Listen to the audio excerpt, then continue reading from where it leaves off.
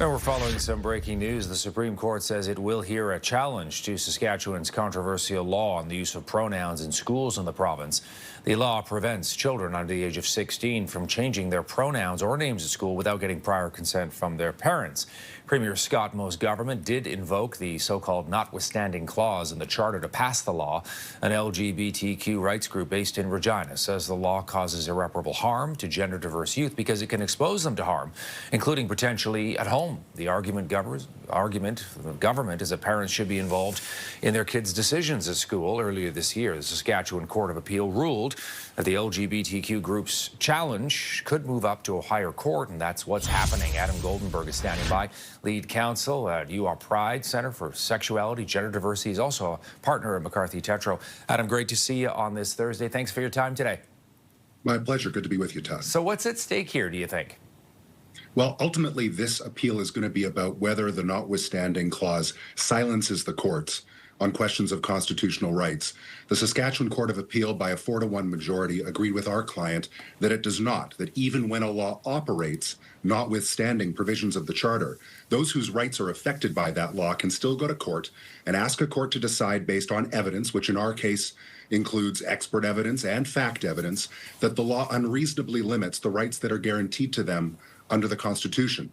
In our case, it's really important that our client, which represents the interests of trans and gender diverse young people, some of the most marginalized in our society, have the opportunity to go to court and have their rights recognized and vindicated, even though, unfortunately, the Saskatchewan government has decided that even if their rights are unreasonably limited, this law is going to operate anyway because of the notwithstanding clause.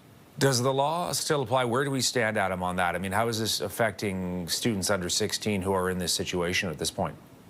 The law is operative. That's what the notwithstanding clause does, even though a judge of the Court of King's Bench, after reading significant amounts of expert evidence, after hearing full argument from excellent lawyers for the government of Saskatchewan, concluded that this law, the policy that this law enacts, causes irreparable harm to gender diverse and trans young people.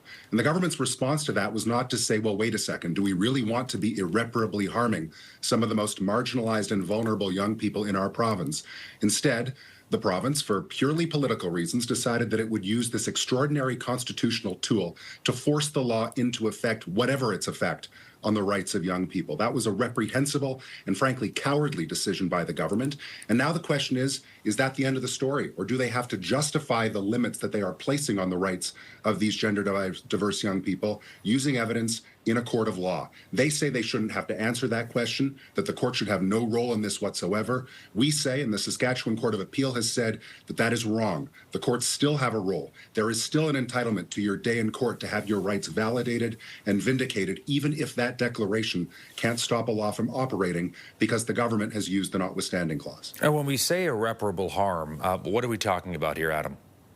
So what the evidence established in this case is that young people, when they ask a trusted adult at school, need to be able to feel safe. They need to know that the teacher, the counselor, the coach in whom they are confiding, even if they aren't ready to come out to mom and dad at home, is going to be there to support them, to provide them with validation and vindication of their identity, to help them through what is an incredibly difficult challenge for a trans or gender diverse young person or any queer young person. I mean, imagine if the government passed a law requiring the teacher to out the gay kid to their parents before they were allowed to be respected for being who they are in school. That's effectively what the government has done here for trans and gender diverse people. Nobody is trying to keep parents out of the equation. Every teacher you talk to will tell you that they want nothing more than for parents to be at the center of the circle of care that surrounds every child.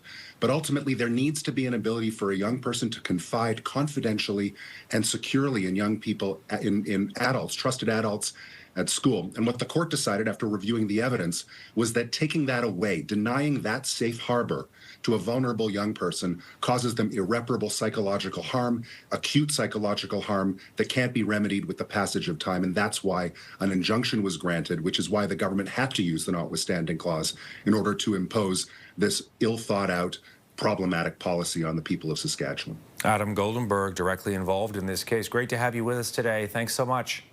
My pleasure, Todd. Thanks for having me.